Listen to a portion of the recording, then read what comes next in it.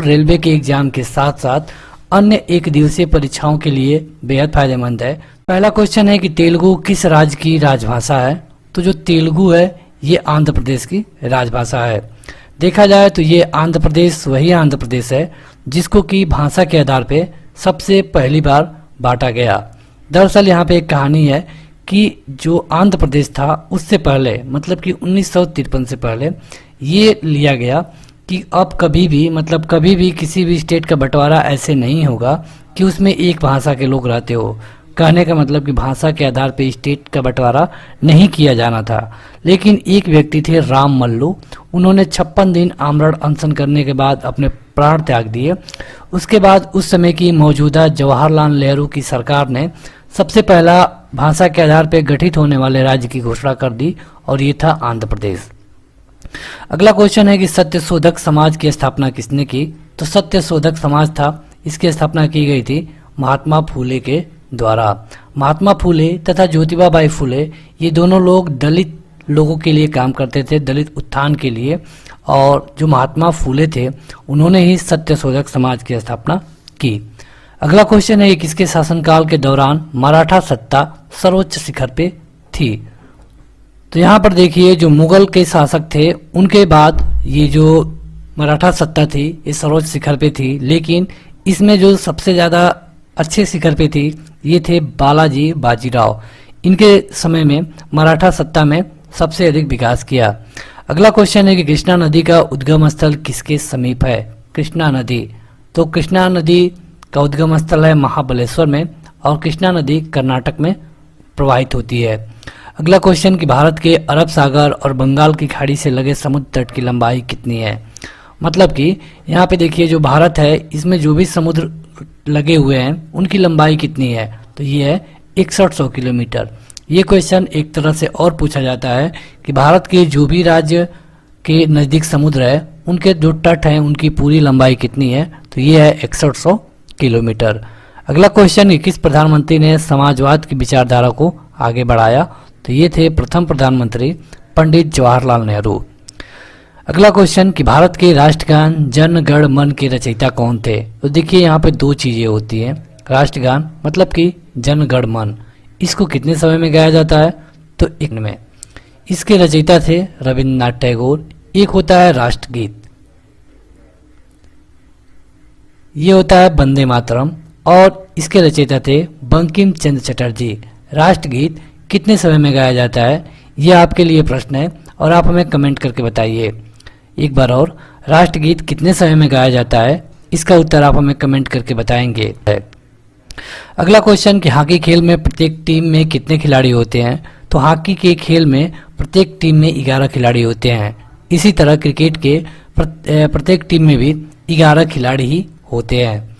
Hockey की बात करें तो 1924 में भारत में जो भारतीय ओलंपिक संघ है इसकी स्थापना की जाती है और 1928 में भारत हॉकी में ओलंपिक जीत गया और ये था गोल्ड मेडल जीता। कब? 1928 में पहली बार। अगला क्वेश्चन कि सुएज नहर के खुलने से किन दो महाद्वीपों के बीच का मार्ग छोटा हो गया है? तो ये है यूरोप से एशिया और पूर्वी अफ्रीका। अगला क्वेश्चन ये खरीफ की फसल कब काटी जाती है? बात हो रही है खरीफ की, तो खरीफ की फसल कब काटी जाती है? तो ये नवंबर के पहले सप्ताह में काटी जाती है, मतलब कि नवंबर के शुरू होने पर। और इसको काटने के बाद नवंबर में ही रबी की फसल की बुआई हो जाती है। अब रबी का फसल मतलब कि क्या है? जो गेहूं के साथ बोया जाता है। और खरीफ का फसल का मतलब कि धान।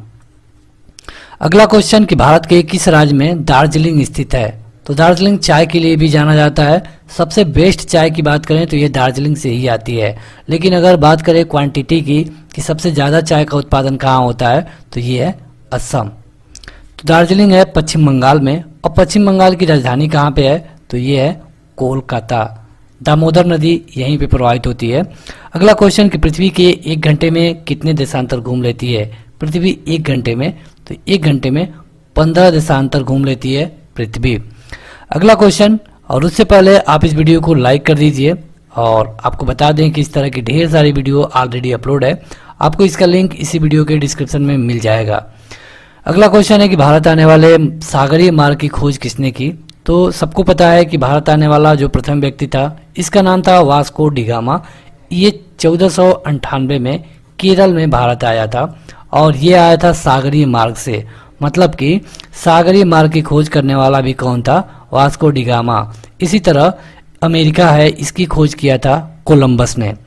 अगला क्वेश्चन कि कौन सी कायांतरित शैल है? कौन सी कायांतरित शैल है? तो ये है संगमरमर। मतलब संगमरमर में कहने का ये मतलब है कि जब नेचुरली दबाव पड़ता है इस पे तो संगमरमर परिवर्तन के बाद आता है। अगला क्वेश्चन कि हिमानी मतलब कि ग्लेशियर बर्फ का एक विशाल पिंड क्या है? तो देखिए जो ग्लेशियर होता है हिमालय पर्वत के श्रेणी के शीर्ष स्थलों पे छाया रहता है, उसे कहते हैं ग्लेशियर। कई बार आपने सुना होगा कि ग्लेशियर पिघल रहा है, तो यही ग्लेशियर है। क्वेश्चन है कि महाराष्ट्र में सबसे अधिक मात्रा में पाई जाने वाली मिट्टी कौन सी है? बात हो रही है महाराष्ट्र की, तो ये है काली मिट्टी और इसको रेगुड़ मिट्टी भी कहा जाता है। ये पूरे महाराष्ट्र में सबसे अधिक मात्रा में पाई जाती है। बात करें कि भारत में सबसे अधिक महत्वपूर्ण मिट्टी कौन है या फिर किस मिट्टी पर सबसे ज़्यादा खेती होती है? तो ये है दोमट मिट्टी। अगर बात करें कि भारत में सबसे अधिक उत्पादन किनका होता है? तो ये है धान। और धान का उत्पादन सबसे अधिक कहाँ होता है? तो पश्चिम बंगाल। पश्चिम बंगाल में एक चीज़ का और उत्पादन होता है, जूट।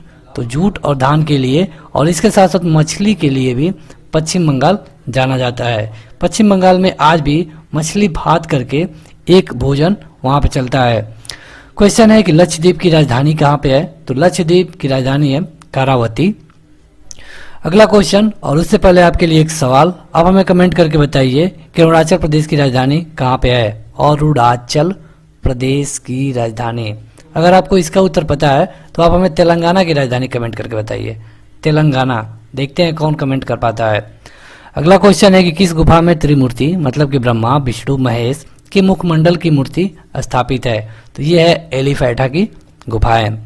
अगला क्वेश्चन कि राज्यसभा की बैठकों की अध्यक्षता कौन करता है? तो देखिए यहाँ पे एक होता है लोकसभा, एक होती है राज्यसभा। तो राज्यसभा को कहते हैं उच्च सदन और जो लोकसभा होती है इसको कहते हैं लोअर हाउस। लेकिन जो लोकसभा होती है इसका जो भी अध्यक्ष होता है इन्हीं मेंबरों में से होता है, जो लोग इसमें चुनाव जीत के आते हैं इन्हीं में से एक होता है। लेकिन राज्यसभा में ऐसा कुछ नहीं है। यहाँ के जो अध्यक्ष होते हैं वो हमेशा भारत का उपराष्ट्रपति होता है और इसको जो सैलरी मिलती है वो इसके अध्यक्ष होने का ही मिलती है।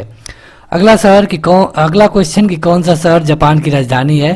तो यह है टोक्यो। और जापानी एक ऐसा देश है जहाँ पे आज तक परमाणु बम गिराया गया और ये गिराया गया था दूसरे विश्व युद्ध के दौरान और ये गिराया गया था अमेरिका के द्वारा हिरोशिमा तथा नागासाकी में। अगला क्वेश्चन कि किस देश में सूची यानी स्तंभ यानी कि पिरामिड पाए गए हैं? तो यह है मिस्र। और मिस्र के पिरामिड के बारे में आपने कई बार सुना भी होगा और कई फिल्में भी देखी होंगी। अगला क्वेश्चन कि डीसीएम ट्रॉफी का संबंध किससे है? तो आपने सुना होगा ईरानी ट्रॉफी, डीसीएम ट्रॉफी और उसी तरह रणजी ट्रॉफी। तो जिस तरह रणजी ट्रॉफी है इसका संबंध होता है क्रिकेट से, उसी तरह जो डीसीएम ट्रॉफी है ये फुटबॉल से संबंधित है। अगला क्वेश्चन कि विश्व का सबसे बड़ा महाद्वीप कौन है? तो विश्व में कुल मिला के 7 महाद्वीप हैं। सबसे बड़ा है एशिया। बात करें सबसे छोटे की तो ये है ऑस्ट्रेलिया। एशिया में बात करें कि सबसे अधिक जनसंख्या किसकी है? तो ये है चाइना। और चाइना के बाद आता है भारत का नंबर। भारत की जनसंख्या जिस तरह बढ़ रही है, अगर यही हालत रहा तो 10 से 15 साल में इंडिया चाइना को भी पीछे कर देगा। अगला क्वेश्चन कि युद्ध में साहस और पराक्रम के प्रदर्शन के लिए दिया जाने वाला भारत का सर्वोच्च सैनिक अलंकरण कौन है? तो अगर ये सैनिक को दिया जाएगा सबसे ऊंचा सम्मान तो ये होगा परमवीर। अगर यही सम्मान किसी नागरिक को दिया जाता है तो ये होता है भारत रत्न। यानी कि अगर नागरिक को सर्वोच्च सम्मान दिया जाएगा तो क्या होगा? भारत रत्न। कई विदेशी व्यक्तियों को भी दिया जा चुका है। और जो अगर किसी सैनिक को दिया जाएगा तो ये होगा परमवीर चक्र। अगला क्वेश्चन, उससे पहले आपके लिए एक सवाल, आप हमें कमेंट करके बताइए कि पूर्व प्रधानमंत्री अटल बिहारी वाजपेयी को भारत रत्न कब मिला था? आप हमें कमेंट करके बताइए पूर्व प्रधानमंत्री अटल बिहारी वाजपेयी को भारत रत्न कब मिला था। अगला क्वेश्चन कि किस जानवर को रेगिस्तान का जहाज कहा जाता है? तो ये है ऊंट। और हम श्योर हैं कि आपने इस क्वेश्चन को कम से कम 100 बार से अधिक पढ़ा होगा। अगला क्वेश्चन कि वह मुगल बादशाह जिसे 15 वर्ष निर्वासित होके गुजारे थे? तो ये था हुमायूं। दरअसल देखिए हुमायूं का जो बाप था मतलब पिता था, ये था बाबर। बाबर का बेटा था हुमायूं। बाबर आता है इंडिया में 1526 में, 4 युद्ध लड़ा और 1530 में मर गया। 1530 से लेके 1540 तक रहा हुमायूं। इसने 2 युद्ध हारे, 1539 तथा 1540 में। दोनों युद्ध यह शेर शाह सूरी से हार गया। शेर शाह सूरी जो कि सासाराम का शासक था, और सासाराम का मतलब क्या है, तो सासाराम का मतलब कि यहाँ का जो बिहार है, बिहार में सासाराम है, तो वहीं पे शासन करता था शेर शाह सूरी। इससे जो हुमायूं था ये 2 बार युद्ध हार गया, 1539 और 1540। ये दोनों युद्ध हारने के बाद जो हुमायूं था यहाँ से चला गया पर्सिया मतलब कि आज का ईरान, और वहां जाने के बाद इसने वेट किया कि शेर शाह सूरी का साम्राज्य कब कमजोर पड़ता है। शेर शाह सूरी की मृत्यु के बाद इसका जब कोई उत्तराधिकारी बैठा था तो ये सन था 1555, और 1555 में एक बार हुमायूं फिर आता है भारत, और यहाँ पे इस जो छोटा सा बच्चा था इसको हरा के फिर से राजा बन गया। तो यहाँ पे आप देखेंगे कि जो 1540 में चला गया 1555 में आ गया, यानी कि कुल मिला के 15 साल निर्वासित रहा। तो ये था हुमायूं।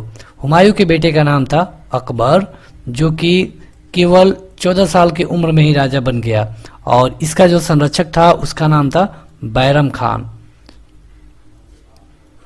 अब आपके लिए क्वेश्चन है, आप हमें कमेंट करके बताइए हल्दी घाटी का युद्ध कब लड़ा गया था। आपको बता दें कि यह युद्ध अकबर और महाराणा प्रताप के बीच हुआ था, जिसमें जो अकबर था महाराणा प्रताप को झुकाना चाहता था, लेकिन ये कभी हुआ नहीं।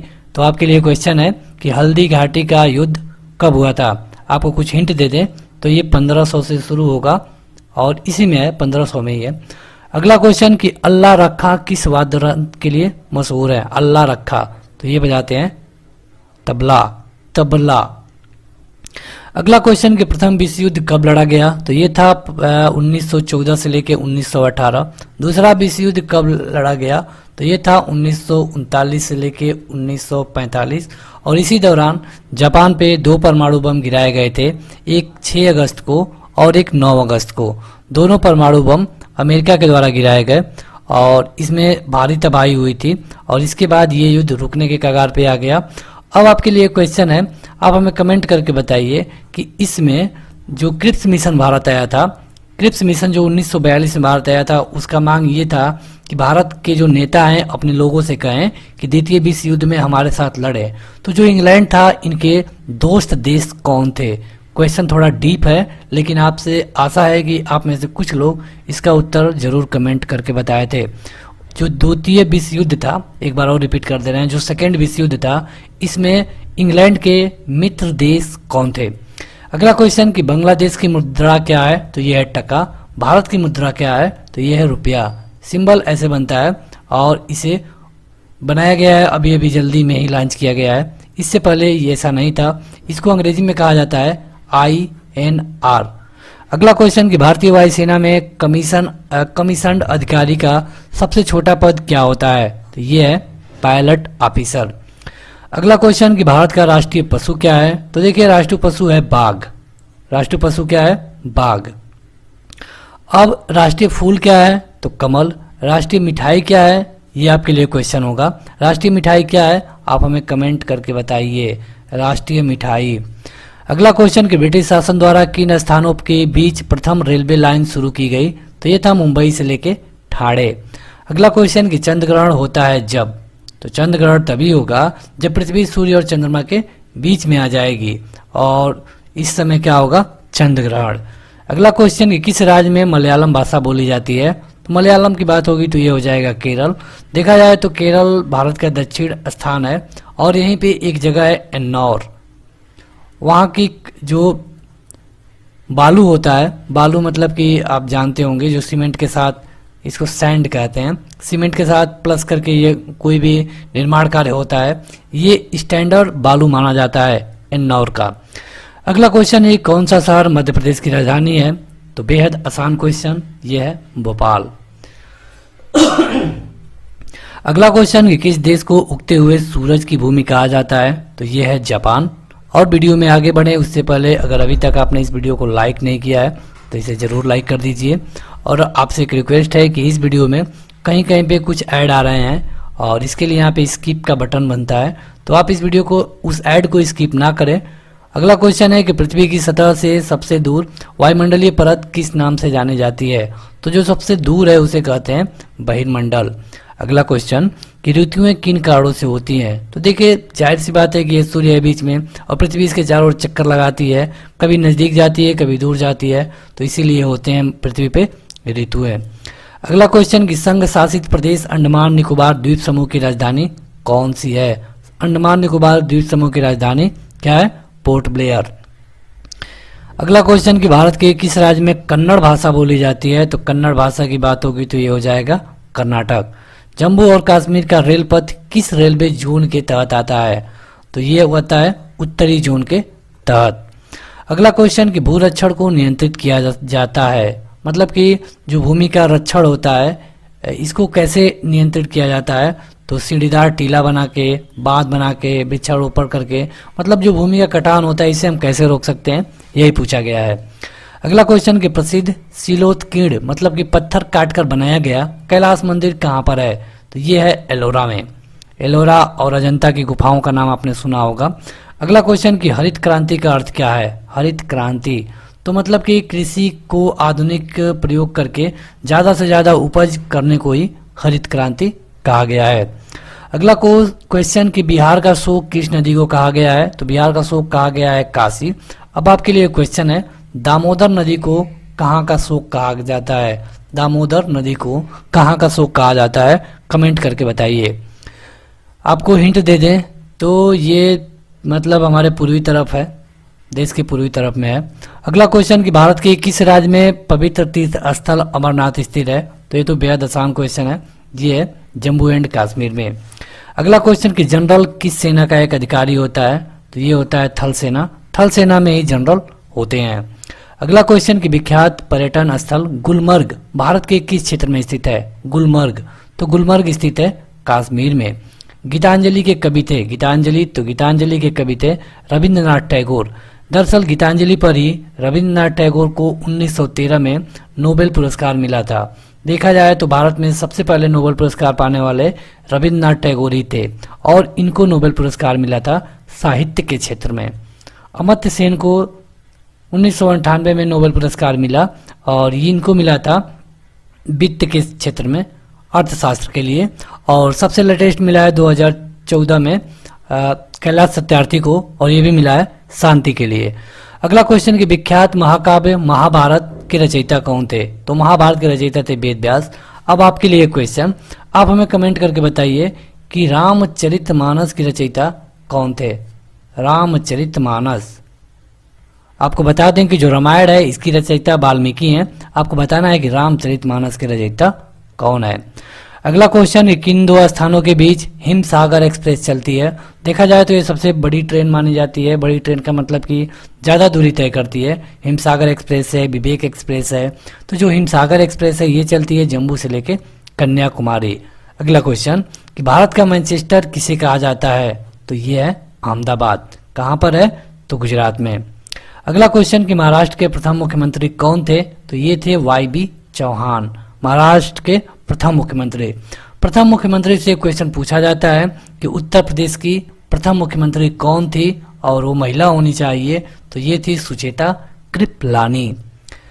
अगला क्वेश्चन कि कौन सा तत्व स्वतंत्र अवस्था में पाया जाता है? तो ये है सल्फर। अगला क्वेश्चन किसे भविष्य की धातु कहा गया है? तो ये है टाइटेनियम। टाइटेनियम ऐसा जो तत्व है कि इसे जो मानव शरीर में भी यूज किया जाता है, कहीं कहीं जो हड्डी टूट जाती है वहां पे लगाया जाता है।